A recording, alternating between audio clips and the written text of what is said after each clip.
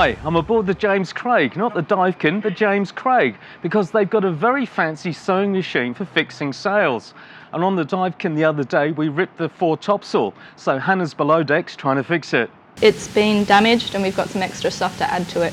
Some stitching came undone, so we're just fixing that, and then we're going to put a patch over a tear, and then we've got some new suncloth to put on as well. The James Craig is a 3-masted bark and has 21 sails to maintain, so the long-armed sewing machine is an important piece of kit. I've drawn where I want my patch on the sail, and I'll sew that on, then I'll flip it onto the other side, and I'll cut out my little tear bit and fold that under, and I will stitch it again on the other side to finish it off. And a sailmaker's palm is essential for pushing the needle through thick cloth when hand stitching. The sails are made from a material called Duradon. It's a synthetic cloth designed to mimic traditional flax. So I've stitched one side, so now I'm going to turn it over. This Duyfken fore topsail weighs about 35 kilos, but it's its size that makes it unwieldy.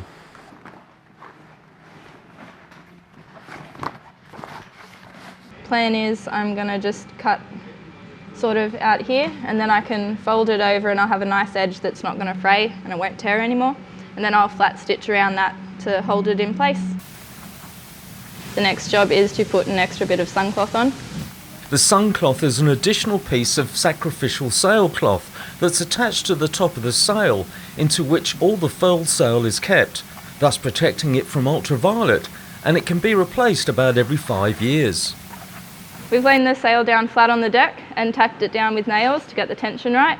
Then we've laid the piece that our new piece on top, and I've done strike up marks all the way down it so that when I'm sewing it through the machine, I know it's in the right spot. This is the third set of sails for the Duyfken, and after 10 years this is our first repair, so that's pretty good. The originals were made of flax, but that became too expensive, so the switch to Duradon was made. Hannah's wearing safety glasses as the machine is so powerful it can cut through 6 mils of plywood and the needles can break. The sailmaker aboard the James Craig uses the machine a couple of times a week as they're halfway through a 9-year project to replace all the sails.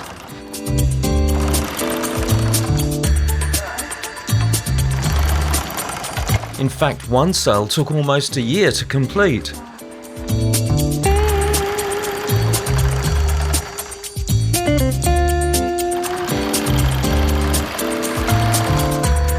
The machine is a Japanese copy of an American sewing machine. They were originally designed for stitching truck tarpaulins, and this one was built in the mid-60s.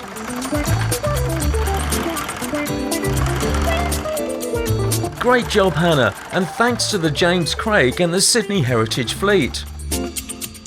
This has just been a small part of the ongoing maintenance required to keep the museum's tall ships sailing. Thanks for watching.